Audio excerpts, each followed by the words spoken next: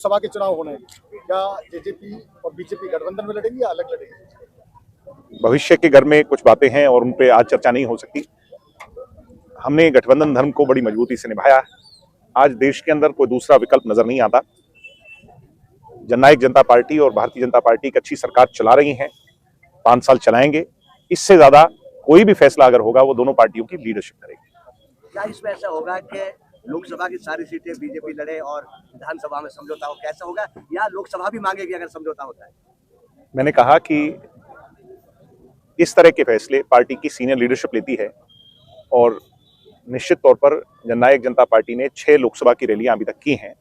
प्रजातांत्रिक प्रणाली में सिरों की गिनती से पार्टी की ताकत को आंका जाता है।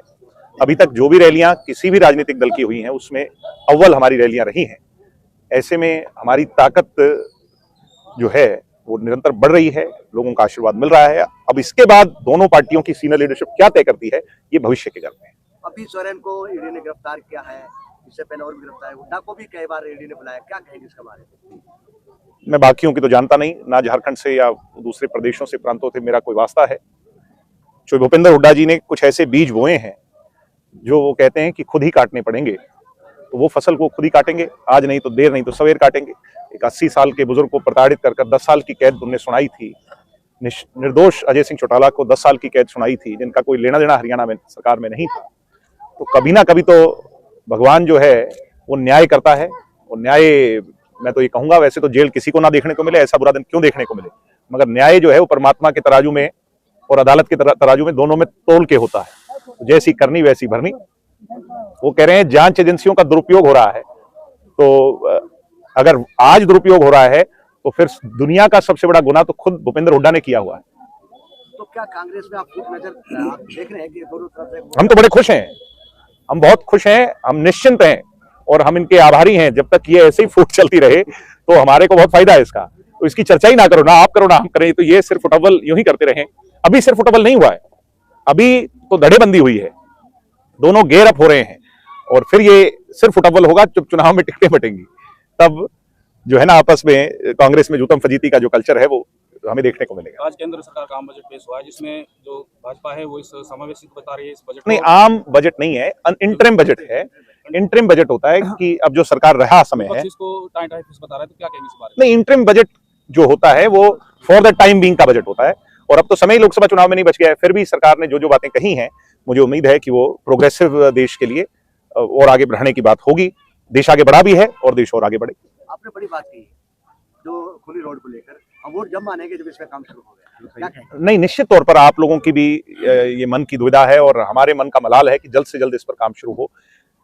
इस पे लंबे अरसे से इसकी डीपीआर तैयार होने के बाद, टेंडर कॉल होने के बाद भी अगर कोई सामने नहीं आया या इस तरह की बातें रही हैं, मुझे उम्मीद है कि सरकार जब भी दोबारा फ्लोट करेगी इसका टेंडर हो जाएगा और समय पे इसका काम शुरू हो जाएगा। यहाँ बैठे हैं, 2-3 मांगे हैं।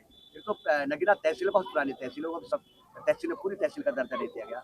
एक उपमंडल का भी यहाँ मांग हो रही है। नहीं, उपमंडल की आगे जो मरोड़ा कट है, क्योंकि सारा आप देखते हैं मेवात का बीच है और उसकी बहुत बड़ी मांग है कि आगे अगर सिंगार लगाए दूसरे गाँव में हजारों ड्राइवर, 60% ड्राइवर इसी इलाके के हैं, क्या कहेंगे? क्या ऐसा जो भी आपने उपमंडल की बात कही, वो सरकार जब भी घोषणा करती है किसी एक की अलग नहीं करती, एक साथ घोषणाएं होती हैं, जिला की हो, उपमंडल की हो, मंडल की हो।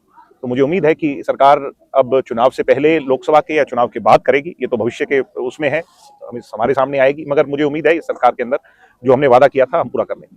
आज 2 दिवसीय दौरे पर मेवात में 2 दिवसीय दौरे पर, तो क्या क्या मुख्य विशेषताएं जो यहाँ पे देखेंगे और दौरा करेंगे? लोगों से चर्चा करेंगे, यहाँ के कामों को जानेंगे, कुछ जो दुष्यंत जी तक पहुंचाने वाले हैं उनको पहुंचाएंगे, यहाँ के लोगों से वार्तालाप कर करके दुष्यंत जी के विजन को साझा करेंगे, कैसे पार्टी को मजबूत बनाना है उस पर काम करेंगे।